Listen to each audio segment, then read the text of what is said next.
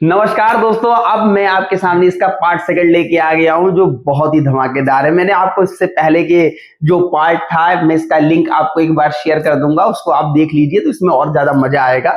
जैसे मैं आपको एक थोड़ा सा रिकैप दे देता हूं मेरे भाई।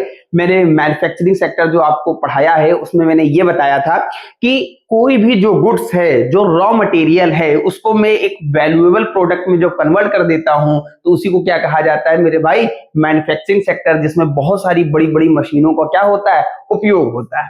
तो इस चैप्टर में मैं बहुत गंभीरता से चीजों को समझाऊंगा, जिसमें आपको फिर से समझना है कि टॉपिक में एक्चुअल में जो बेस पॉइंट है वो कहां कहां से आया है। ठीक, तो एक बार आप लोग पिछली वीडियो को प्लीज रिकॉल कर लीजिएगा, पार्ट 1, ताकि आपको बहुत अच्छे से चीजें समझ में आ जाएंगी। तो मैं उसी के आगे स्टार्ट करूंगा, ठीक है, कि एक्चुअल में ये सेक्टर है, काम कैसे करेगा। तो अब हमारा जो पॉइंट है एग्रो बेस्ड इंडस्ट्री है, जिसके बारे में हम लोग थोड़ा डिटेल में समझेंगे। सबसे पहले महत्वपूर्ण आता है इसमें टेक्सटाइल इंडस्ट्री क्या होती है मेरे भाई। Textile industry is the only industry in the country which is self reliant and complete in the value chain. It occupy a unique position in the Indian economy.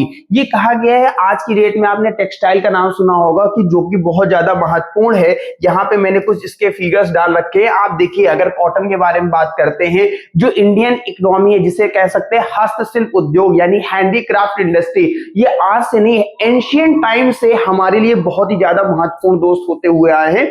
तो इनके बारे में अगर हम थोड़ा सा डिटेल में समझते हैं तो ये हमें आत्मनिर्भर बनाने का काम करते हैं। आज भी भारत में अगर बात किया जाए तो बहुत सारे कस्बों में आज भी इनका बहुत ही ज्यादा उपयोग हो रहा है।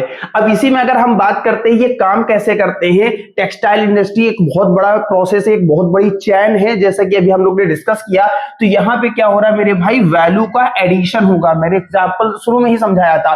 तो वैल्यू का एडिशन कैसे होगा आप समझिए। सबसे पहले हमारे पास रॉ फाइबर आता है, जिसका हम लोग फाइबर प्रोडक्शन के थ्रू काम करते हैं। फिर हम लोग क्या करते हैं, स्पिनिंग यानी यार्न के थ्रू क्या करते हैं, स्पिनिंग करते हैं। इन सबका एक अलग पैटर्न होता है। उसके बाद हम लोग इसकी फैब्रिक करते हैं यानी निटिंग करते हैं। फिर उसके बाद हम लोग डाइंग और फिनिशिंग करते हैं। उसके बाद यहाँ पे गारमेंट मैन्युफैक्चरर्स होते हैं, यानी डिफरेंट डिफरेंट तरीके के प्रोडक्ट यहाँ पे बनना शुरू हो जाते हैं। आप यहाँ पे देख सकते हो किस तरीके ये डायग्राम तो के थ्रू आपको चीजें समझ में आएंगी कैसे ये काम हो रहा है। ठीक, अब इसी में हम लोग आगे बढ़ते हैं दोस्त, कि ये जो काम कर रहे हैं इस contribute 4% of towards the GDP. अभी मैंने आपको जीडीपी का मतलब मेरे समझाया था भाई, जो भी हम लोग प्राइमरी, सेकेंडरी, थर्सरी तीनों तरीके की एक्टिविटी परफॉर्म करते हैं, इसके टोटल सम को जीडीपी कहा जाता है ड्यूरिंग वन फाइनेंशियल ईयर। और जो हमारे देश की जीडीपी है उसमें 4% इसका योगदान है। It is the only industry in the country which is self reliant and complete in the value chain from raw material to the highest value added product. अब आप देख रहे होंगे कि हाईएस्ट वैल्यू एडेड का मतलब क्या है। जैसे हम लोग जितनी अच्छी क्वालिटी को उसमें क्या करते हैं, ऐड ऑन करते जाते हैं, वैसे उसकी प्रोडक्ट की क्वालिटी क्या होती है, बढ़ती चली जाती है। एग्जांपल के रूप में मेरे भाई और मैं आपको समझाऊं, जैसे आपने देखा होगा कि आज किसी भी शॉप में आप जब जाते हो तो आप कहते हो ना सर 100 रुपए का, 500 रुपए का, 1000 रुपए का, 5000 का, 10,000 का, 50,000 का, अलग अलग तरीके से हमें क्लोथ देखने को मिलता है। इसका मतलब वहां पे का एडिशन अलग अलग हुआ है। तो ये चीज आपको ध्यान रखनी है। It is the second largest employment generating sector. यहां पे एक तरीके से देखा जाए कि दूसरे नंबर पे सबसे ज्यादा भारत में रोजगार इसी के थ्रू मिलता है। इंडिया आफ्टर एग्रीकल्चर, भारत में अगर एग्रीकल्चर के बाद दूसरे नंबर पे सबसे महत्वपूर्ण कोई चीज है तो वो क्या है, टेक्सटाइल इंडस्ट्री है। करीब भारत में 35 मिलियन, यानी 1 मिलियन क्या होता है, करीब 10 लाख, और करीब 35 मिलियन लोगों को इसमें से क्या मिल जाता है, डायरेक्टली रोजगार यहां से मिलता है। ठीक है, तो ये चीजें आपको ध्यान रखनी है दोस्त। अब टेक्सटाइल इंडस्ट्री को डिटेल में पढ़ना है तो इसके दो फेज आएंगे। एक तो आएगा आपका कॉटन टेक्सटाइल और दूसरा आएगा जूट टेक्सटाइल। तो अगर कॉटन आप बचपन से देखते आ रहे हो, जिसे हम लोग शुद्ध भाषा में रुई कहते हैं, तो जो रुई होती है कॉटन टेक्सटाइल, आपको पता है इसको है ना बहुत अलग अलग, मतलब अभी मैं वर्क बताऊंगा तो मैं बताऊंगा यहाँ पे कहाँ कहाँ इसका प्रोडक्शन होता है, जो कि बेसिकली आपके क्लोथ देखने को मिलते हैं। वही जूट के बारे में बात करें, यहाँ पे गुड्स को ट्रांसपोर्ट करने के लिए इनसे बोरे बनाए जाते हैं, ठीक है, बैग बनाए जाते हैं, जो अलग अलग लेवल पे बहुत बल्क में सामान को लोड और अनलोड करने में ये हेल्प करते हैं। ठीक है, तो ये आपको ध्यान रखना है। इन्हीं दोनों के बारे में डिटेल में पढ़ेंगे। तो सबसे पहले कॉटन टेक्सटाइल के बारे में बात करते हैं। India producing cotton textile since ancient time, मैंने स्टार्टिंग में ही आपको बताया था, जो कॉटन है वो आज से नहीं भाई, बहुत सालों से हमारे मतलब देश में बहुत इंपॉर्टेंट रोल अदा कर रहा है। जैसे पहले लोग हाथ से काम करते थे, हैंडलूम वेविंग टेक्निक का यूज हुआ।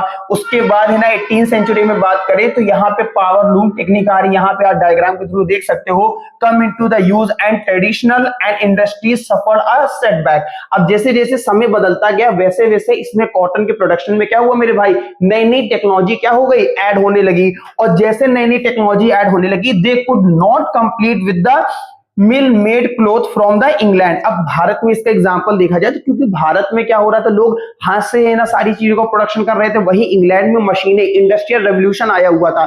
तो जब इंडस्ट्रियल रेवोल्यूशन आया था तो मशीनों से मेरे भाई जो कपड़े बन रहे थे ना, वो बहुत क्या हो रहे थे, सस्ते पड़ रहे थे। लेकिन जो हाथों से बनाए हुए कपड़े थे वो बहुत ज्यादा क्या हो रहे थे, महंगे हो रहे थे, जिसके वजह से इसको लोग खरीदने में क्या हो रहे थे, बहुत ही ज्यादा दिक्कतें आ रही थी। क्योंकि भारत में जो बने हुए कपड़े थे वो महंगे हो रहे थे, वहीं इंग्लैंड में जो कपड़े बने थे वो बहुत ज्यादा क्या थे मेरे भाई, सस्ते थे, जिसके वजह से ये चीज इनको देखने को मिल रही थी। इनकी डिमांड लगातार भारत में बढ़ना शुरू हो गई। और जब अंग्रेजों का शासन भारत में था तो आपको पता होना चाहिए कि भारत में पहली टेक्सटाइल जो थी वो मुंबई में लगी हुई थी, जिसको पहले बंबई कहा जाता था 1854 में। ये आपको ध्यान रखना है, ठीक। तो द फर्स्ट सक्सेसफुल टेक्सटाइल, ठीक है, मिल वाज एस्टैब्लिश्ड इन मुंबई 1854। ये सीधे 1 एमसीक्यू में आपके सामने क्वेश्चन पूछा जा सकता है, ठीक है। अर्ली ईयर्स के बारे में बात करते हैं तो कॉटन टेक्सटाइल इंडस्ट्री है वो concentrated in the cotton growing belt of the Maharashtra and the Gujarat. अगर मेरे भाई, अगर मैं एक रफली यहाँ पे डायग्राम बना के आपको समझाऊं तो इनकी पूरी बेल्ट होती थी जिसमें ये अलग अलग लेवल पे क्या करते थे, वर्क परफॉर्म करते थे, ठीक है। तो यहाँ पे पूरी एक बेल्ट होती है जिसपे ये काम करना शुरू करते हैं। तो ये चीज आपको ध्यान रखनी चाहिए। This was due to the ability of raw material. देखिए जहां पे रॉ मटेरियल ज्यादा होता है वहीं पे इंडस्ट्री लगती है। Raw material in the sense, जैसे छोटा एग्जांपल देते हैं, कहीं पे आप देखिए गेहूं की मशीनें लगी हुई हैं, ठीक है, गेहूं को पीसने के लिए, यानी कि आटे की मशीनें, क्योंकि वहां पे गेहूं अवेलेबल है। कहीं पे गन्ने मतलब शुगर बनाने की इंडस्ट्री लगी हुई है, क्योंकि है ना वहां पे गन्ना आसानी से। तो जहां पे रॉ मटेरियल अवेलेबल होता है ज्यादातर मैन्युफैक्चरिंग इंडस्ट्री वहीं पे सेटल हो जाती है ताकि रॉ मटेरियल आसानी से वहां अवेलेबल हो जाए। मेरी बात समझ में आ गई। और रॉ मटेरियल जब अवेलेबल हो जाएगा तो उनकी ट्रांसपोर्टेशन कॉस्ट क्या होगी मेरे भाई, बच जाएगी। और साथ ही साथ मार्केट होना बहुत इंपॉर्टेंट है। जो भी आपने है ना रॉ मटेरियल मिल गया, उसके साथ साथ आपको क्या चाहिए, मार्केट की एबिलिटी चाहिए। साथ ही साथ वहां पे रोड यानी ट्रांसपोर्टेशन अच्छा होना चाहिए। साथ ही साथ यहाँ पे एक्सेसिबिलिटी होनी चाहिए, किस चीज की, लेबर आसानी से अवेलेबल हो, मॉइस्ट क्लाइमेट हो जहां पे हमको ग्रो कर सकते हो। तो ऐसे बहुत सारे इंपॉर्टेंट पॉइंट है जो आपको दोस्त क्या करना है, ध्यान में रख के चलना है। तो कॉटन टेक्सटाइल के बारे में बात किया जाए, closely link with the agriculture and farmer. मैंने बताया ना ये आज की डेट में एग्रीकल्चर से बहुत ज्यादा इंटरकनेक्टेड है, जिसके वजह से हमें सपोर्ट मिलता है दूसरी महत्वपूर्ण जो इंडस्ट्रीज है, chemical and dyes and packaging, the material and engineering work. ये आज की डेट में देखिए बहुत बड़ा नेटवर्क लेके चल रही है जिसमें आपस में इंटरकनेक्टिव को हेल्प करती है, ठीक है। तो ये चीजें आपको ध्यान रखना है। वहीं अगर हम बात करते हैं स्पिनिंग वर्सेस वेविंग के बारे में, तो आप यहाँ पे देख सकते हो पहले ना लोग हथकरघा यानी कि गांधी जी का नाम भी आपने सुना होगा, चरखा चलाते थे, तो वहां से इसका कॉन्सेप्ट लिया गया था। Spinning continue to be concentralised in Maharashtra, Gujarat and Tamil Nadu, however weaving is a highly decentralised to provide scope for incorporating the traditional skill and design the weaving in cotton, silk, zari, embroidery, etc. India has a world class production in spinning। आपको पता है पूरी दुनिया में सबसे अच्छा cotton India में ही पाया जाता था। But weaving supplies low quality. Weaving में क्या हुआ, क्वालिटी बहुत लो थी, जिसके वजह से फैब्रिक मतलब जिसे कहा जाता है, as it can not use much of the high quality yarn to produce in the country. लेकिन क्वालिटी अच्छी ना होने की वजह से बहुत ज्यादा सक्सेस नहीं मिल पाई।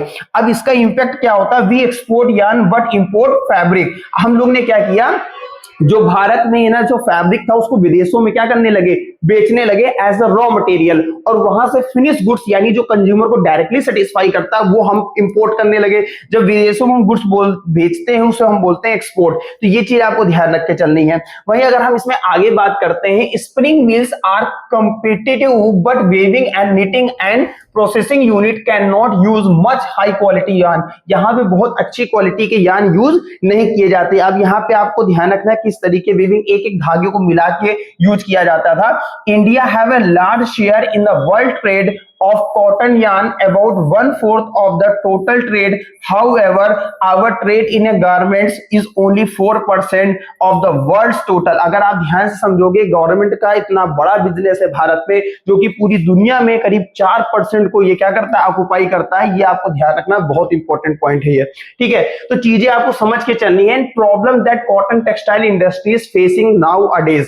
जैसे आप लोग पढ़ाई करते हो मेरे भाई, तो पढ़ाई में बहुत सारे हर्डल्स आते हैं, आपको कॉन्सेप्ट समझ में नहीं आता तो आप टीचर्स के पास आते हो। वैसे कॉटन का जब प्रोडक्शन हो रहा था तो मार्केट में बहुत सारी दिक्कत आ रही थी। कई बार हम प्रोडक्ट को मार्केट में बेच नहीं पा रहे थे, कई बार हमारे पास रॉ मटेरियल अवेलेबल नहीं था, कई बार हमारे पास लेबर नहीं अवेलेबल हो पा रहे थे। तो ऐसी बहुत सारी दिक्कतें थी। जैसे आप देखिए, इरेगुलर सप्लाई ऑफ इलेक्ट्रिसिटी, भाई बिजली नहीं मिल रही थी। साथ ही साथ इनको कंपटीशन बहुत ज्यादा फेस करना पड़ा था, क्योंकि उस समय अंग्रेजों का दौर था। ओल्ड एंड आउटडेटेड मशीनें लगी हुई थी जो मार्केट में एक्सेसिबिलिटी नहीं कर पा रही थी, ठीक है। Low output of labour, labour के अंदर स्किल्स नहीं थी ताकि वो अच्छे और फास्ट ग्रोइंग काम कर सके। तो ये सब प्रॉब्लम इनको फेस करना पड़ रहा था। लेकिन जैसे जैसे समय बदला, कॉटन में बहुत सारे क्या आए मेरे भाई, चेंजेस आए, जिसकी वजह से ये सारी चीजें हुई। तो आपको शॉर्टकट में आपको सारी चीजें ध्यान रखना। अब इसी में हम बात करेंगे दूसरा इंपॉर्टेंट जो टॉपिक है, जूट। और जूट में मैंने आपको शुरू में बताया था, ये इंपॉर्टेंट रोल अदा करते हैं हमारे गुड्स को पैकेजिंग में और एक स्थान से दूसरे स्थान में पहुंचाने में। तो आप समझते हैं कि भारत में लार्जेस्ट प्रोड्यूसर है raw jute and second largest exporter है आफ्टर बांग्लादेश। ये लार्जेस्ट प्रोड्यूसर यानी सबसे ज्यादा भारत में जूट का प्रोडक्शन होता है, और सबसे ज्यादा बांग्लादेश के बाद भारत सबसे ज्यादा इसको दुनिया के अलग अलग कोनों में क्या करता है, बेचता है। क्योंकि भारत में जनसंख्या इतनी ज्यादा है मेरे भाई, क्योंकि भारत में ही इसका कंजम्पशन बहुत ज्यादा है। मेरी बात समझ में आ गई। आफ्टर पार्टीशन, जब देश आजाद होता है, the jute mills remained in India, but 3/4 of the jute producing area went to Bangladesh. Bharat में आपको पता होगा, सबसे पहले जब अंग्रेज आए थे तो वो बंगाल में ही आए थे, और बंगाल जब पार्टीशन हुआ तो आपको पता होगा 1905 में बंगाल दो पार्ट में डिवाइड हो गया था, ईस्ट और वेस्ट में। और आपको ध्यान रखना है, जो ईस्ट वाला हिस्सा था प्रेजेंट टाइम में बांग्लादेश के नाम से जाना जाता है, और जो वेस्ट वाला हिस्सा है वो भारत में। तो ज्यादातर हिस्सा बांग्लादेश में चला गया, जिसकी वजह से बांग्लादेश में जूट का प्रोडक्शन आज भी बहुत ज्यादा है, ठीक। तो फर्स्ट जूट मिल देखने को मिलती है जो कि 1855 में रिश्रा में मौजूद है। ये आपको ध्यान रखना। वही कॉटन मैंने आपको बताया था जो कि 1854 में है। कमेंट में बताना प्लेस क्या थी। तो रिश्रा आपको ध्यान रखना, बहुत इंपॉर्टेंट पूछा जाता है। डायरेक्ट एमसीक्यू में 1 नंबर का क्वेश्चन पूछा जाएगा कि पहली जूट मिल कहां पे सेटअप की गई थी। बहुत इंपॉर्टेंट क्वेश्चन है, ठीक है। अब इसके बाद आगे बात करते हैं। Most of the Indian jute mills are located in the West Bengal. ज्यादातर वेस्ट बंगाल में, क्योंकि वहां पे एक हुगली रिवर है जो कि बहुत ज्यादा इंपॉर्टेंट रोल अदा करती है जूट के ग्रोइंग में। तो ये बात आपको मेरे भाई ध्यान रखना है। अब कोई देखिए, कोई भी चीज जो प्रोडक्शन होता है ना, चीजें आपको ध्यान ऐसी भी रखनी मेरे भाई कि प्रोडक्शन किस कारण से होता है, क्या चीजें होती हैं जो जिम्मेदारी के साथ अगर देखने को मिलती हैं। जैसे factor responsible for their location in the Hooghly basin. Hooghly basin मतलब एक नदी का नाम है, जिसके बेसिन का मतलब होता है जो उसके किनारे चारों तरफ का एरिया है, उसके बारे में बात हो रही है। तो कौन कौन सा फैक्टर थे? Proximity of the jute producing area है, इनएक्सपेंसिव यानी बहुत ज्यादा खर्चा नहीं आता था क्योंकि वाटर के थ्रू ट्रांसपोर्ट हो जाता था, supported by a good network of railway, railway की कनेक्टिविटी अच्छी थी, रोडवेज बहुत ज्यादा अच्छे थे, वाटरवेज भी अच्छे देखने को मिल रहे थे। तो इसके वजह से, जिसके वजह से रॉ मटेरियल आसानी से एक स्थान से दूसरे स्थान क्या होता था, पहुंच जाता था, और आसानी से यहाँ पे क्या होता था, जूट का प्रोडक्शन हो जाता था। Abundant water for processing raw jute, यानी अधिक मात्रा में यहाँ पानी अवेलेबल था, जिसके वजह से इनको इसका प्रोडक्शन करने में बहुत ज्यादा हेल्प मिल रही थी, ठीक है। अब इसी में अगर हम आगे बात करते हैं मेरे भाई, साथ ही साथ चीप लेबर यहाँ देखने को मिलेगा from the West Bengal and adjoining the state of Bihar. आपको ध्यान के रखना है, जैसे बिहार है, उड़ीसा है, उत्तर प्रदेश है, ये बहुत इंपॉर्टेंट क्षेत्र हैं जहां पे बहुत कम सस्ते दाम में, आप देख रहे हैं जेठालाल का स्ट्रक्चर दिखा है, बहुत सस्ते दाम में यहाँ पे क्या होता है, चीजें मिल रही थी, जिसकी वजह से लोग आसानी से इसका क्या कर रहे थे मेरे भाई, प्रोडक्शन कर ले जा रहे थे। वहीं अगर हम कोलकाता के बारे में बात करें, यहाँ पे लार्ज अर्बन सेंटर देखने को मिल रहे थे। कोलकाता आज भी देखा जाए बहुत महंगा शहर मेरे भाई, वहां पे जितनी प्रेजेंट टाइम में सॉफ्टवेयर की यहाँ पे आप देख सकते हो कंपनी देखने को मिल रही है, ठीक है। तो यहाँ पे अगर देखा जाए कि urban centre provide a banking, insurance and port facility for the export and jute for goods. तो यहाँ पे आप देखिए, यहाँ पे तट एरिया होते हैं, तो पोर्ट, मेरी बात समझ में आ रही होगी, ठीक है। जेठालाल को देख के हंसी आ रही है, ठीक है। तो पोर्ट्स जो आपको देखने को मिल रहे थे, यहाँ से बहुत ज्यादा आसानी से क्या किया जाता था, एक्सपोर्ट किया जाता था। जो रॉ मटेरियल था वो बहुत अधिक मात्रा में एक स्थान से दूसरे स्थान पहुंचाया जा सकता था शिप के थ्रू, ठीक। लेकिन अब हम बात करते, तो जूट मिल का कॉन्सेप्ट आपको समझ में आ रहा होगा। अब हम जो बात करेंगे वो है शुगर इंडस्ट्री के बारे में। आपको मैंने एक बार और अच्छे से समझाया था, भारत में सबसे ज्यादा गन्ना देखने को मिलता है, स्पेशली यूपी में। उत्तर प्रदेश को हम चीनी का कटोरा भी कहते हैं, और सबसे ज्यादा गन्ना यहीं पे पाया जाता है। तो India is the second largest producer of the sugar in the world and the largest producer of the गुड़ एंड खनसरी। अब ये आपको ध्यान रखना है, गुड़ का ही वर्जन होता है, ठीक है। खनसरी आपको ध्यान रखना है, इसके बहुत ज्यादा भारत में सेल है। Raw material use in a sugar industry is heavy and bulky, due to this transportation become difficult. अब आपको पता है कि ना, जब हम गन्ने का, बहुत भाई गन्ने हैवी भी होते हैं, तो इनका ट्रांसपोर्टेशन बहुत ज्यादा दिक्कत होती है। तो जहां पे इनका प्रोडक्शन ज्यादा होता है, वहीं पे मैन्युफैक्चरिंग सेक्टर की यूनिट लगा दी जाती थी, ताकि हम आसानी से क्या कर सकें मेरे भाई, प्रोडक्शन कर सकें, ठीक है। तो ये आपको ध्यान रखना, और समय समय पे बहुत सारी चीजें बढ़ती हुई जाती है। और प्रेजेंट टाइम में अगर बात किया जाए, सबसे ज्यादा 60% उत्तर प्रदेश और बिहार का एक क्षेत्र आता है, जहां पे सबसे ज्यादा मात्रा में गन्ना पाए जाते हैं, और सबसे ज्यादा चीनी का भी प्रोडक्शन यहीं पे होता है। तो गुड़ और खनसरी आपको ध्यान रखना है, इसी का वर्जन है। अगर हम बात करते हैं रिसेंट ईयर्स में कुछ बहुत सारे चेंजेस देखने को मिले हैं, जैसे मिल्स जो है वो शिफ्ट हो गई सदर्न पार्ट में। अगर आप देखिए, सबसे ज्यादा अब तो साउथ इंडिया में इतना ज्यादा फेमस है, आपको पता होगा कि केले के पत्ते में ही वो लोग खाना वाना बनाते हैं, और बहुत ज्यादा स्टाइलिस्ट वे में। तो ज्यादातर जो मिल्स हैं वहां पे क्या हुआ, साउथ इंडिया में शिफ्ट कर दिया गया, स्पेशली महाराष्ट्र क्षेत्र में। आपको ध्यान रखना, उसका कारण क्या है, द केन, ठीक है, produce here has a higher sucrose content, यानी जो गन्ने यहाँ पे पाए जा रहे हैं, वहां पे सुक्रोज यानी मीठापन बहुत ज्यादा है, जिसके वजह से यहाँ पे बहुत अधिक मिलें शिफ्ट हो गई। द कूलर क्लाइमेट, और साथ ही साथ मौसम भी यहाँ पे मॉडरेट रहता है, ना बहुत ज्यादा गर्मी ना बहुत ज्यादा ठंडी, जिसके वजह से यहाँ पे ये सारी चीजें देखने को मिली। Also ensure a long crushing season, the cooperative are more successful in these state। यहाँ पे जो बड़ी बड़ी कंपनीज है, ये बहुत ज्यादा यहाँ पे क्या है, सक्सेसफुल रूप से काम कर रही है। तो ये चीज आपको ध्यान में रख के चलना है, ठीक है। साथ ही साथ अगर मैं बात करता हूँ, आज की डेट में बहुत सारे चैलेंजेस शुगर इंडस्ट्री से फेस करने को मिल रहे हैं। चैलेंजेस का मतलब ये होता है मेरे भाई कि क्या क्या डिफिकल्टीज उनको फेस करने को मिल रही है। तो सबसे महत्वपूर्ण अगर मैं बात करूं, seasonal nature of industry. Seasonal का मतलब होता है सीजन के ऊपर डिपेंडेंसी देखने को मिल रही है। भाई सीजन अच्छा नहीं होगा तो दिक्कत आना शुरू होगी। साथ ही साथ ओल्ड और इनएफिशिएंट मेथड देखने को मिल रहे हैं प्रोडक्शन में। हम आज पुरानी टेक्निक को फॉलो कर रहे हैं, नई टेक्निक हम फॉलो नहीं कर पा रहे, जिसके वजह से हमें ये सारी दिक्कतें देखने को मिल रही हैं। मेरी बात आपको समझ में आ रही होगी। अब इसे में अगर हम बात करते हैं ट्रांसपोर्टेशन, ठीक है, ट्रांसपोर्टिंग ऑन डिले, ठीक है।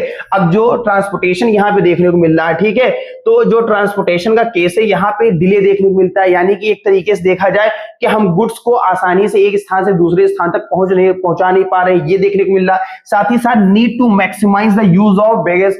अब यहाँ पे क्या होता है कि हम अपने प्रोडक्शन को तो बहुत ज्यादा बढ़ाना चाहते हैं, लेकिन हमें कुछ ऐसे फैक्टर है जिसके वजह से हम इनका सही से यूज नहीं कर पाते, ठीक है। तो ये आपको ध्यान रखना है कि बहुत सारे चैलेंजेस यहाँ देखने को मिलते हैं, ठीक है।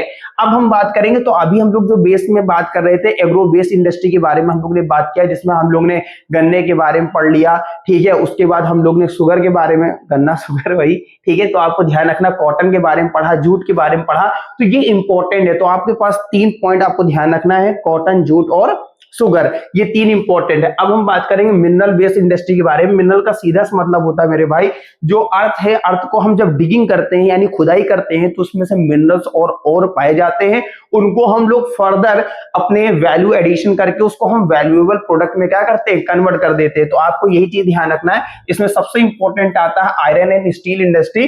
तो iron and steel is the basic industry as all other industries, यानी दूसरी इंडस्ट्री की अपेक्षा यहाँ पे बहुत ज्यादा इंपॉर्टेंट है। इसमें हैवी है, मीडियम है, लाइट है, तीन तरीके की इंडस्ट्री देखने को मिलती है जो डिपेंड है on it for their machinery, जो कि मशीनों के ऊपर क्या है डिपेंड। आज जितनी भी बड़ी बड़ी इंडस्ट्रीज आप देख रहे हो मेरे भाई, तो वहां पे क्या है डिपेंडेंसी है किसके ऊपर, आज हर जगह आयरन का इस्तेमाल है। आप देखिए हावड़ा ब्रिज का नाम आपने सुना होगा, पूरा पूरा आयरन से बना है। तो आप यहाँ देख सकते हो चीजें जिस हिसाब से टेक्नोलॉजी चेंज हो रही है, ज्यादातर जो हमारी मशीनरी है, जो ज्यादातर हमारे प्रोडक्ट है, वो सब किसके ऊपर बेस है, आयरन के ऊपर बेस है। तो ये आपको ध्यान रखना है। तो यहाँ पे अलग अलग तरीके की आप इंडस्ट्रीज दे सकते हो जिसमें बहुत बल्क में सामान को एक स्थान से दूसरे स्थान कैरी किया जाता है। तो ये आपको ध्यान रखना है, तीन अलग अलग तरीके के क्षेत्र आपको देखने को मिल रहे हैं। अगर हम छोटा नागपुर प्लेटू के बारे में बात करते हैं, तो बेसिकली अगर मैं एक रफली यहाँ डायग्राम बना देता हूं, ठीक है, तो ये हिस्सा आपको ध्यान रखना है, ठीक है। तो ये वाला हिस्सा जो है जहां पे छोटा नागपुर का प्लेट्यू आता है, प्लेट्यू का मतलब होता है इनके जो हिस्से हैं बहुत ज्यादा ऊंचे नहीं है, सपाट एरिया देखने को मिल रहा है। तो छोटा नागपुर प्लेट्यू में खासियत है क्योंकि यहाँ पे मैक्सिमम कंसंट्रेशन देखने को मिलता है आयरन और स्टील का, because of the following factor. सबसे पहले यहाँ पे लो कॉस्ट आयरन अवेलेबल है, ये आपको ध्यान रखना।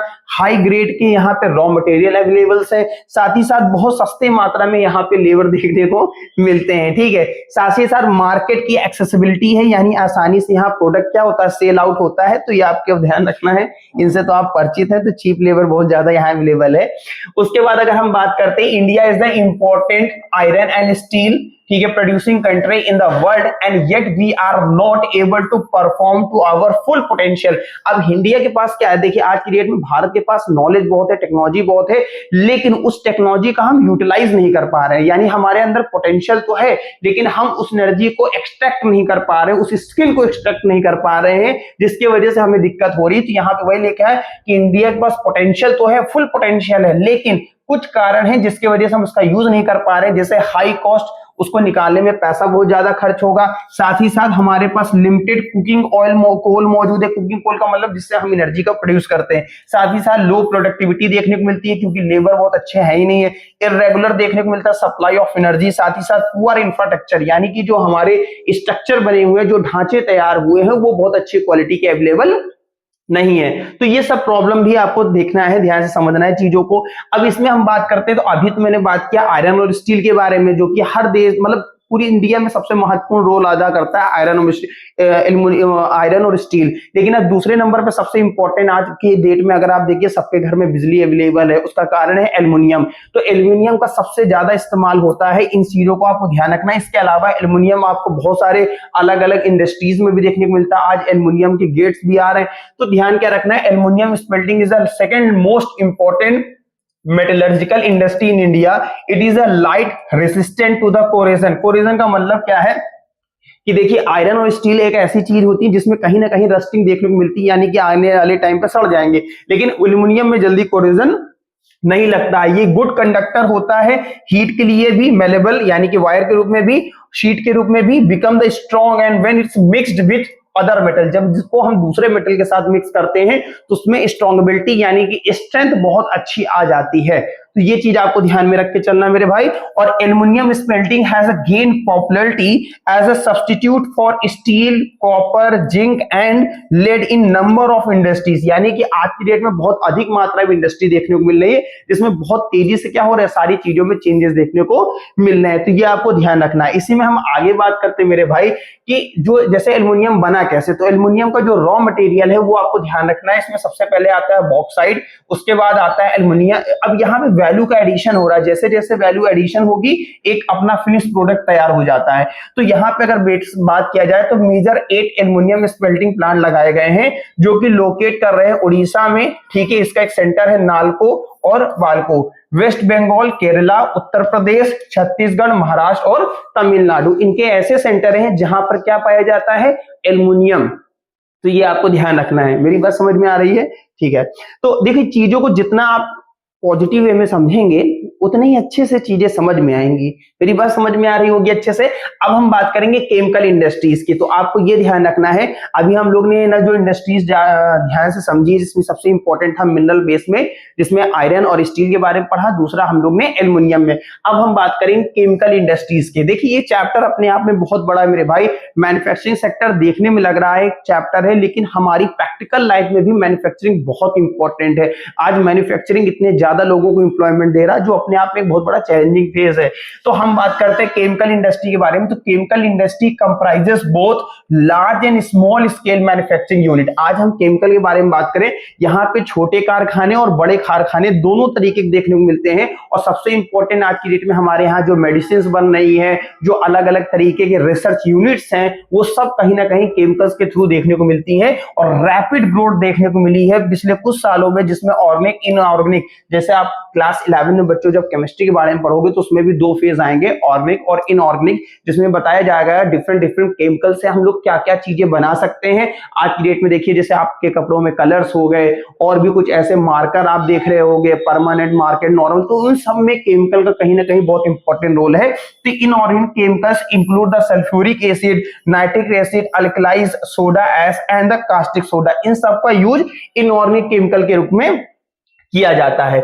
अब इसी में हम बात करते हैं ऑर्गेनिक केमिकल्स के बारे में, जिसमें हम लोग petrochemicals which are used for manufacturing synthetic fiber और synthetic rubber, plastic, dyestuffs, drug and pharmaceuticals, जो हमारे ऑर्गेनिक केमिकल्स है इन सब में देखने को मिलते हैं। ठीक है, और chemicals industries own large consumer. अब आप देखिए जो केमिकल इंडस्ट्री है प्रेजेंट टाइम में लार्जेस्ट कंज्यूमर बनी हुई है। केमिकल का इंपॉर्टेंट बहुत इंपॉर्टेंट रोल है मेरे भाई, जो आपको ध्यान से समझना है चीजों को। ठीक है, अब इसी में अगर हम और आगे थोड़ा सा चीजों में बात करते हैं, तो हम लोग ने जो केमिकल इंडस्ट्रीज पढ़ी हैं इसका बहुत इंपॉर्टेंट रोल था। अब उसके बाद हम बात करेंगे फर्टिलाइजर्स। आपको भी पता है आज की डेट में कृषि यानी एग्रीकल्चर के बारे में अगर हम बात करते हैं, तो एग्रीकल्चर का सेक्टर जो है बहुत इंपॉर्टेंट रोल अदा कर रहा है, जिसमें आज देखिए बीजे, अभी आप ऑनलाइन अमेजॉन, फ्लिपकार्ट, इन सब में भी मेरे भाई क्या हो रहा है, ऑनलाइन आपको सारी चीजें बीज वगैरह मिल जाएगी, जिनको हम पैकेजिंग के थ्रू एक स्थान से दूसरे स्थान पहुंचा रहे हैं। साथ ही साथ खाद, पहले आप देखिए गोबर खाद का इस्तेमाल होता था, लेकिन जैसे जैसे मेरे भाई समय बदलता गया ना, वैसे वैसे यहाँ पे टेक्नोलॉजी बदलने गई। और आपको पता है ग्रीन रेवोल्यूशन का कॉन्सेप्ट मैंने बताया था, जिसमें हम HYV सीड्स का इस्तेमाल किए, हाई यील्ड वैरायटी, जो कि 1960s के आसपास आई थी। और उसी में अगर हम बात करते हैं, यहाँ पे फर्टिलाइजर का यूज हुआ था, यानी जो प्रोडक्शन कर रहे हैं उस प्रोडक्शन में रैपिड ग्रोथ देखने को मिली थी। तो यहाँ पे क्या लिखा है, fertiliser industry are centred around the production of nitrogenous fertilisers. अब देखिए बेसिकली हम यूरिया के बारे में बात कर रहे हैं, and phosphatic fertilizers, ammonia phosphate, ठीक है, and complex fertilizers which have a combination of nitrogen, phosphate and potash. India is the third largest producer, आपको ध्यान रखना है, नाइट्रोजेनियस फर्टिलाइजर्स का देखने को मिलेगा। ठीक है, तो ये आपको ध्यान रखना है। अब हम बात करेंगे सीमेंट इंडस्ट्रीज के बारे में। देखिए इस चैप्टर में मैं बार बार आपको बोल रहा हूं, मैन्युफैक्चरिंग का मतलब ही होता है रॉ मटेरियल से फिनिश गुड्स तैयार करना। तो हम लोग डिफरेंट डिफरेंट फोल्डर में ये पढ़ रहे हैं कि मैं इंडस्ट्रीज जो है काम कैसे कर रही हैं। ठीक है, तो अब हम बात करेंगे केमिकल इंडस्ट्रीज के बारे में, सॉरी सीमेंट इंडस्ट्री। तो सीमेंट इंडस्ट्री जो है ये आज की डेट में कंस्ट्रक्शन का यूज होता है। देखिए हर व्यक्ति का अपना सपना, उनका खुद का घर हो, एक ऐसी रोड हो जहां बढ़िया बिंदास तरीके से हम क्या हो चल सके। तो ठीक है, बढ़िया इंसान है, आप देख रहे हैं, सभी जानते हैं, परिचित हैं, तो इनके लिए हमने बढ़िया रोड बना दी। और उसमें सबसे महत्वपूर्ण था सीमेंट का। तो activity such as building houses, factory, bridge, ठीक है, road, airport, dam and other commercial establishment देखने को मिलता है with the help of cement. ठीक है, तो आप देखिए जैसे अंबुजा सीमेंट हो गया, बिरला सीमेंट हो गया, तो यहाँ पे सीमेंट इंडस्ट्री बहुत इंपॉर्टेंट रोल अदा कर रही है। Situated in Gujarat and coastal area because of the accessibility of gulf countries. Gulf countries का मतलब होता है जहाँ खाड़ी प्रदेश, यहाँ पे आसानी से पेट्रोलियम और ये सब प्रोडक्ट आसानी से पाए जा सकते हैं, जिसकी वजह से यहाँ पे बड़ी बड़ी इंडस्ट्रीज क्या है सेटअप की गई। और फर्स्ट सीमेंट इंडस्ट्री जो है भारत में 1904 में स्टैब्लिश की गई। ये आपको ध्यान रखना है मेरे भाई। आपको एक चीज ध्यान रखना है, 1854, 1855 और 1904। अब आप खुद से कमेंट बताओ कि आपने अच्छे से लेक्चर को सुना हुआ है। ये तीन जो मैंने डेट बताई है, इनमें किन किन यूनिट का प्रोडक्शन हुआ है। एक क्वेश्चन डेफिनेटली आएगा जरूर। ठीक है, ये बहुत इंपॉर्टेंट है, एमसीक्यू में डायरेक्ट पूछा जाता है कि कौन सी इंडस्ट्री कब स्टैब्लिश हुई है, वो भी फर्स्ट। ठीक है, तो ये आपको ध्यान रखना है। तो चीजें हम इसी में थोड़ा सा और आगे बढ़ते हैं। This industry requires a bulky and heavy raw material like the limestone, silica and the gypsum. अब आते हैं decontrol of the price and distribution since 1989 and other policy reform led to the cement industry. देखिए जैसे जैसे समय बदलता गया वैसे वैसे टेक्नोलॉजी भी क्या हो गई, चेंज होती गई, और उसमें हमने बहुत सारी पॉलिसी को क्या कर दिया, बदल दिया। तो जब हम पॉलिसी को बदलते हैं तो प्रोडक्शन में भी चेंजेस आएंगे।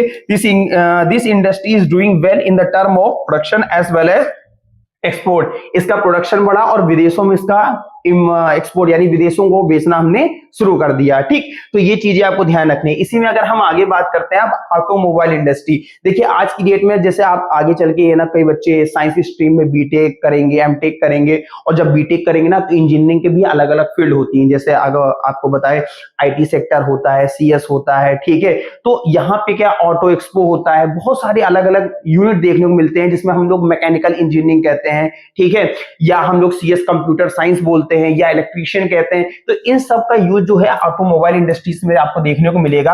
ऑटोमोबाइल इंडस्ट्री आज दुनिया का बहुत बड़ा हब बन चुका है जहां पे टेक्नोलॉजी का यूज हो रहा है। This industry deal with the manufacturing of truck, buses, car, motorcycle, scooter, three wheelers and multi utility vehicles देखने को मिलते हैं। This industries are located around the Delhi, सबसे ज्यादा दिल्ली में देखने को मिलेंगी, फिर गुड़गांव आता है, मुंबई है, पुणे है, चेन्नई है, कोलकाता है, लखनऊ है, इंदौर है, हैदराबाद, जमशेदपुर और बेंगलोर। ये एक ऐसे क्षेत्र हैं जहां पे बहुत बड़ी यूनिट लगाई गई है, मैन्युफैक्चरिंग सेक्टर की यूनिट, जहां पे डेली हजारों गाड़ियां बन रही हैं। और अगर मैं छोटा आंकड़ा आपको बताऊं तो भारत में अप्रोक्स 1 बिलियन के आसपास गाड़ियां प्रेजेंट टाइम में रन कर रही हैं, जो अपने आप में एक बहुत बड़ा डेटा है। ठीक है, तो ये चीज आपको ध्यान रखना है। डिफरेंट डिफरेंट सेक्टर में आपको गाड़ियां देखने को मिलेंगी। आज आप देखिए ऑडी है, होंडा है, डिफरेंट डिफरेंट लेवल पे गाड़ियों को, बहुत बड़े लेवल पे, और सब ऑटोमेटेड मशीनें आपको यहाँ देखने को मिल रही है, जो कि ऑटोमोबाइल में एक बहुत बड़ा रेवोल्यूशन लेके आया हुआ है। ठीक है, तो ये चीज आपको ध्यान रखना। अब हम बात करेंगे आईटी सेक्टर के बारे में। जैसे कि अभी मैंने बताया बीटेक जब आप करोगे तो वहां पे मैकेनिकल इंजीनियरिंग देखने को मिलेगा, इलेक्ट्रिकल देखने को मिलेगा, आईटी यानी इंफॉर्मेशन टेक्नोलॉजी देखने को मिलेंगी। तो आज की डेट में जितना यूज इन सब का है मैकेनिकल यानी बनाने का, उतना ही इलेक्ट्रिकल का है। आप एक गाड़ी देखते हो मेरे भाई, तो गाड़ी में देखिए आज की डेट में कंप्यूटराइज सिस्टम भी देखने को मिलता है, साथ ही साथ उसके अंदर इलेक्ट्रिकल सिस्टम भी देखने को मिलते हैं। तो इन सब का एक कॉम्बिनेशन मिलता है जहां पे डिफरेंट लोग मिलके एक नई चीज असेंबल करते हैं। तो the electronics industry cover the wide range of product from the transistor set to the television. आज हर घर में टेलीविजन आपको देखने को मिलेगा, जिसमें अलग अलग लेवल पे क्या हुआ है, रेवोल्यूशन आया, रेडार्स बन रही है, सैटेलाइट बन रही है, जो सब किसके थ्रू काम कर रही है, इलेक्ट्रिकल सिग्नल्स के थ्रू काम कर रही है। बैंगलोर में अगर देखा जाए, इसे हम लोग इलेक्ट्रॉनिक कैपिटल भी कहते हैं। जैसे मैं पूछना हो और आपको एक कमेंट बॉक्स में बताओ कि भारत की फाइनेंशियल कैपिटल क्या है, जैसे ये हम प्रेजेंट टाइम में बात करते हैं, इसे हम लोग इलेक्ट्रॉनिक्स कैपिटल के रूप में जानते हैं। Other important center for the electronic goods are Mumbai, Delhi, Hyderabad, Pune, Chennai, Kolkata, Lucknow और कोयम्बटूर। तो ये आपको ध्यान रखना, ये इंपॉर्टेंट सेंटर यूनिट है जहां पे बहुत अधिक मात्रा में आईटी और इलेक्ट्रॉनिक सेक्टर को देखने को मिलता है। इसी में अगर हम आगे बात करते हैं, लेकिन बढ़ती हुई इंडस्ट्रीज, जो मैन्युफैक्चरिंग सेक्टर की इंडस्ट्रीज हैं, ये इंडिया के लिए मेरे भाई एक बहुत बड़ा चैलेंज बनी हुई है। जैसे हम लोग कोई चीज खाते हैं तो हमारे बॉडी से वेस्ट मटेरियल निकलता है, और अलग अलग पूरी बॉडी से ही वेस्ट मटेरियल है। वैसे हम बहुत सारी इंडस्ट्री लगा रहे हैं, यानी रिसोर्सेज को हम ओवर यूटिलाइजेशन कर रहे हैं, जिसके वजह से हमारे देश में लगातार पोल्यूशन क्या हो रहा है, बढ़ता जा रहा है। तो जितना हमने इंडस्ट्रियों के पॉजिटिव इंपैक्ट को पढ़ा, उतना ही इंडस्ट्री के कहीं ना कहीं नेगेटिव इंपैक्ट हैं। उन नेगेटिव इंपैक्ट को यहाँ पे हम इंडस्ट्रियल पोल्यूशन के नाम से जान रहे हैं। और इन्वायरमेंट में बहुत ज्यादा मात्रा में डिग्रेडेशन हो रहे हैं, क्योंकि बढ़ता हुआ केमिकल अर्थ में जो मौजूद सॉइल है उसकी फर्टिलिटी को क्या कर रहा है, खत्म कर रहा है। यानी उसमें जो निकलने वाले पेड़ पौधे हैं उनकी ग्रोथ को रोक रहा है। इन्वायरमेंट में जो कार्बन डाइऑक्साइड की मात्रा ज्यादा हो रही है, उससे हमारे पेड़ जल रहे हैं। ऐसे बहुत सारे ड्रॉबैक यहां देखने को मिलते हैं। तो industry contribute significantly to the India's economic growth and development, but also causes a pollution of land, water, air and noise and resulting the degradation of the environment. यानी हमारा इन्वायरमेंट बहुत ज्यादा मात्रा में डिग्रेडेशन देखने को मिल रहा। और industries are responsible for 4 types of pollution. बचपन से पढ़ते आए होंगे, एयर, वाटर, थर्मल और नॉइज। तीन अलग अलग तरीके के यहाँ पे पोल्यूशन देखने को मिलेंगे। ठीक, अब इसी में अगर हम बात करते हैं तो सबसे पहले एयर पोल्यूशन जो कि है cause by the presence of high proportion of undesirable gases. आज बड़ी बड़ी जो फर्म्स हैं वहां पे बहुत अधिक मात्रा में सल्फर डाइऑक्साइड और कार्बन मोनोऑक्साइड ये अधिक मात्रा में निकल रही है, जिसकी वजह से हमारे इन्वायरमेंट बहुत ज्यादा एयर पोल्यूशन पहुंच रहा है। इसके अलावा गाड़ियों से निकलने वाला dust, spray, smoke are emitted by the chemicals and paper factories, brick kilns, refineries, smelting plant and the burning of the fossil fuel lead to the air pollution। जितनी भी गाड़ियां चल रही देखिए भर भर के धुआं निकलता है और इससे बहुत ज्यादा इन्वायरमेंट हमारा क्या हो रहा है, अफेक्ट हो रहा है। It adversely affected the human health. साथ ही साथ आप जैसे अभी आपने दिल्ली का एग्जांपल लिया होगा, वहां पे एयर क्वालिटी इंडेक्स 150 प्लस चला गया, जो कि एक बहुत बड़ी चिंता का विषय है। एयर क्वालिटी इंडेक्स जो होता है वो हमारे हेल्थ के बारे में बताता है कि हमारे इन्वायरमेंट में जो एयर ट्रेवल कर रही है वो हमारे हेल्थ के लिए कितना ज्यादा बेनिफिशियल है, तो उसी को बोलते हैं एयर क्वालिटी इंडेक्स। और अगर हम लोग बात करें डिफरेंट एरिया की, डिफरेंट एयर क्वालिटी इंडेक्स होता है बिकॉज ऑफ मैन्युफैक्चरिंग सेक्टर, क्योंकि जितनी ज्यादा वहां पे इंडस्ट्रीज होंगी, जितनी ज्यादा वहां पे व्हीकल्स चलेंगे, उतना ही ज्यादा वहां पे एयर पोल्यूशन देखने को मिलेगा, जिससे हमारे एटमॉस्फेयर में भी बहुत ज्यादा दिक्कतें देखने को मिलती हैं। अब हम बात करेंगे वाटर पोल्यूशन। जैसे कि मैंने आपको बताया जितनी भी बड़ी बड़ी इंडस्ट्रीज है वहां से निकलने वाला वेस्ट, भाई आपने कोई प्रोडक्ट बनाया, जैसे अभी हम लोग ने देखा कि चॉकलेट बन रही है, रैपर्स मिल रहे हैं, कोक बन रहा है, बॉटल्स मिल रही है, ये सारे जो डस्ट है एक जगह लाके पानी में लोग क्या करते हैं, फेंक देते हैं और पानी में क्या होता है, वो चीजें सड़ना शुरू हो जाती है और धीरे धीरे जो हमारा वाटर है, चाहे वो रिवर्स का हो या पॉन्ड्स का हो या हमारा अंडरग्राउंड वाटर हो, वो धीरे धीरे क्या होता है, पोल्यूट होना शुरू हो जाता है। तो it cause by the organic and inorganic industrial waste and effluent discharge into the rivers, paper, pulp, chemical, textile and dyeing and petrochemical refineries, tanneries and electroplating industry. ये सब कहीं ना कहीं हमारे इन्वायरमेंट में जो मौजूद गैसेज हैं, वाटर, इन सबको बहुत ज्यादा क्या कर रहा है, पोल्यूट कर रहा है। This industry dump substance like the dye, detergent. अब आप कपड़ों से धुलने, जब कपड़े धुलते हो उसमें डिटर्जेंट पाउडर, सोप जो यूज होता है वो वाटर में मिक्स होता है और मिक्स होने के बाद नाली के थ्रू बड़े नालों में, फिर उसके बाद रिवर में जाके ड्रेन हो जाता है, जिसके वजह से भी हमारे वाटर क्या है, बहुत ज्यादा पोल्यूट होता जा रहा है। एसिड है, सॉल्ट है, हैवी मेटल्स हैं like lead and mercury, pesticides. अब आप देखिए जो हम लोग फसल उगाते हैं उसमें हम लोग दवा का छिड़काव करते हैं, वो दवा भी अर्थ में जो सॉइल है उससे मिक्स होती है और उससे भी हमारे सॉइल की फर्टिलिटी खराब होती है और अंदर जो ग्राउंड वाटर मौजूद है उसमें भी दिक्कत आना शुरू हो जाती है। तो ये सब इंपॉर्टेंट फैक्टर है, आपको ध्यान रखना। अब हम आते हैं थर्मल पॉल्यूशन के बारे में। थर्मल का सीधा सा मतलब यहाँ पे होता है, यानी हम वाटर के थ्रू इलेक्ट्रिसिटी यानी कि हीट पैदा करते हैं।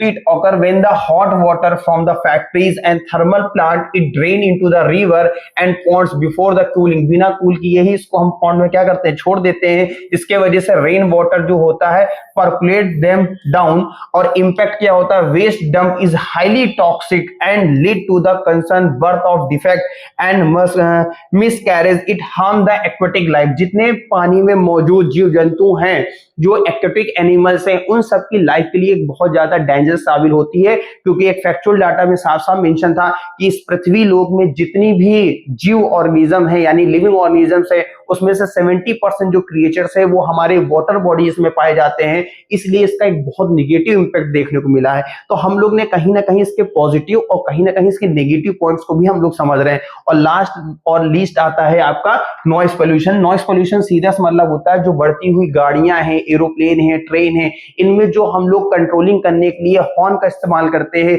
आपने देखे आज की डेट में डिफरेंट तरीके के हॉर्न्स आ रहे हैं, जिससे बहुत अधिक मात्रा में क्या हो रहा है, पोल्यूशन हो रहा है, जो हमारी हियरिंग कैपेसिटी को क्या करता है, लूज करता है। आपको पता होगा 20 से 20,000 हर्ट्ज के बीच में हियरिंग कैपेसिटी होती है और अगर इससे ज्यादा होती है तो हमारे लिए हार्मफुल होता है। तो ये आपको ध्यान रखना है।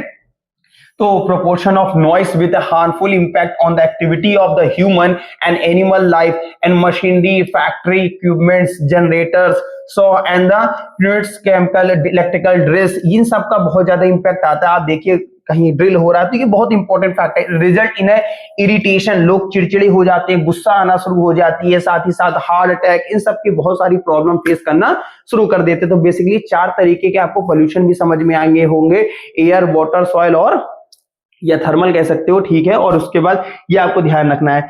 अब यहाँ पे अगर हम बात करते हैं कंट्रोल, अब इनसे बचने के लिए हम क्या करें। जैसे छोटा एग्जांपल अगर मैं देता हूं मेरे भाई, कि जैसे आप कोई भी काम करते हो, हाँ, उससे बचने के लिए आप क्या काम करोगे। जैसे हमें ठंडी से बचना है तो हम लोग कपड़े पहन लेते हैं, ठीक है। और अलग अलग लेवल पे हम लोग क्या करते हैं, तो इन्वायरमेंट को प्रोटेक्ट करने के लिए हमने क्या कदम उठाए। सबसे पहले minimizing the use of water by reusing and recycle.